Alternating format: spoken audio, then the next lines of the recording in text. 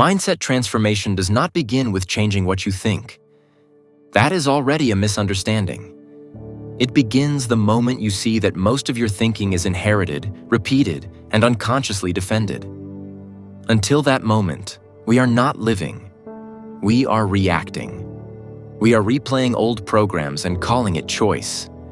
Most people believe their mindset is who they are. They say, "This is just how I think," or "This is my personality."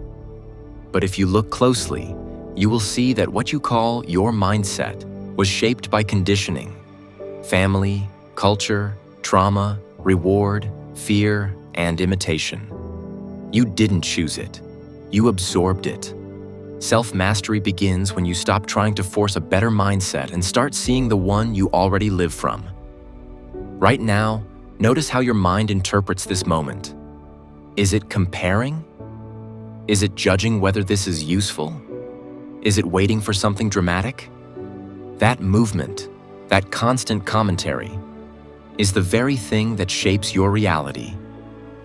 Not because it is powerful in itself, but because it runs unobserved. A mind that is not seen becomes a master. A mind that is seen becomes a tool. Transformation happens not through effort, but through clarity. We live in a world obsessed with control. Control your thoughts. Control your habits. Control your emotions. But control is still conflict, and conflict consumes energy. A divided mind cannot master itself. It can only exhaust itself. Self-mastery is not domination of the self. It is understanding the self. When you understand something deeply, you don't fight it. You don't suppress it. You don't decorate it with affirmations. You see it clearly, and in that seeing, it loses its grip. Look at how fear operates in daily life. Fear of failure, fear of being seen, fear of being left behind, fear of not being enough. These fears don't shout. They whisper. They shape decisions quietly. They influence what risks you take, what conversations you avoid, what dreams you postpone. Most people try to overcome fear by becoming confident. But confidence built on fear is fragile. The moment something threatens it, it collapses. Real mastery comes when fear is met, not managed. When fear arises, do not label it as weakness. Do not rush to escape it. Stay with it. Feel it in the body. Notice the images the mind produces. Watch the story forming. In that attentive presence, fear reveals its nature and its emptiness. This is how the mindset changes, not by replacing thoughts, but by seeing through them. The same applies to desire. Desire for success, desire for recognition, desire for spiritual growth. Even the desire to be free can become another trap. When desire runs unchecked, it becomes comparison. Comparison becomes envy. Envy becomes self-rejection. Self-mastery is not the absence of desire, but the intelligence to see when desire is running your life instead of serving it. Ask yourself honestly, how much of your daily effort is driven by fear of being less, and how much by joy of expression? That question alone can transform you if you let it sit without answering too quickly. Mindset transformation is not a future event. It happens now, or it does not happen at all. We often say, "I'm working on myself," but the self you are working on is often an image, an ideal version you want to become. And the one doing the work is the same conditioned mind that created the problem. That loop cannot resolve itself through effort alone. Awareness breaks the loop. When you observe your reactions without judgment, something extraordinary happens. The mind slows. Not because you force it to, but because it is no longer feeding on resistance. In that slowing, clarity appears. And clarity is power. Not power over others, not power to manipulate outcomes, but power to respond instead of react. Power to see options where before there were compulsions. This is self-mastery in daily life. When someone speaks harshly to you, do you immediately defend, justify, or withdraw? Or is there a brief space where you see the reaction forming? In that space lies freedom. Not the freedom to win, but the freedom to remain whole. When things do not go according to plan, does your mind rush to blame? Yourself, others, circumstances? Or can you stay with what is without adding a story? The story drains energy. The fact does not. A masterful mind deals with facts, not fantasies. This does not mean becoming passive or indifferent.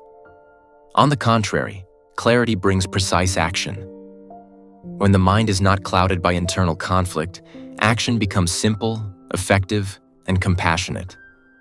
Notice how much energy is wasted in internal argument. I should be better. I shouldn't feel this way. I must change. That voice is not discipline. It is fragmentation. Self-mastery is integration. When you stop fighting parts of yourself, you stop leaking energy. When energy is whole, intelligence operates naturally. You don't need constant motivation. You don't need external validation. You move from inner alignment. This is why awareness is transformative. It does not add anything to you. It removes what was never essential.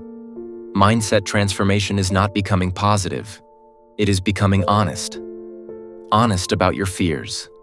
Honest about your conditioning. Honest about where you give your power away. And that honesty is not harsh. It is gentle, because it is rooted in understanding, not condemnation. As this understanding deepens, something subtle shifts. You no longer feel like life is happening to you. You see that your perception shapes your experience. Not magically, not mystically, but psychologically and practically. Change your relationship to thought, and your world changes. Not because the world obeys you, but because you are no longer imprisoned by unconscious interpretation. This is the essence of self-mastery. It is not an achievement. It is not a title. It is not an endpoint. It is a way of living, attentive, grounded, and awake. And it begins now, not tomorrow, not after another book or technique, but in this very moment, by noticing what is happening inside you without trying to fix it. From that noticing, transformation unfolds naturally. Stay with that, and let mastery emerge on its own. As this awareness stabilizes, you may notice something unexpected.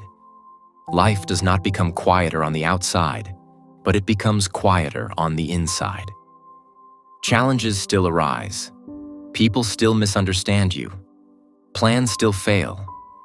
But there is no longer an inner war about it. You meet events directly, without the extra burden of psychological resistance. This is not numbness. It is clarity without noise. With this clarity comes a different quality of responsibility. You stop blaming circumstances, not because you force yourself to be positive, but because you see how interpretation shapes experience. Responsibility is no longer heavy or moralistic. It is empowering. You recognize that while you may not control everything that happens, you always have a relationship to what happens. And that relationship determines whether you suffer or learn. Self-mastery also reveals the difference between discipline and awareness. Discipline imposed by the mind is rigid and exhausting. Awareness, however, naturally organizes behavior. When you see clearly what harms you, you don't need willpower to stop it. When you see clearly what nourishes you, effort disappears. Action flows from understanding, not from pressure. And finally, you realize that mindset transformation is not about becoming someone new. It is about uncovering what has always been present beneath fear, habit, and conditioning. When the false falls away, what remains is simple, intelligent, and alive. From that simplicity, life is lived with depth, integrity, and quiet strength. Not because you mastered life, but because you stopped being divided within yourself.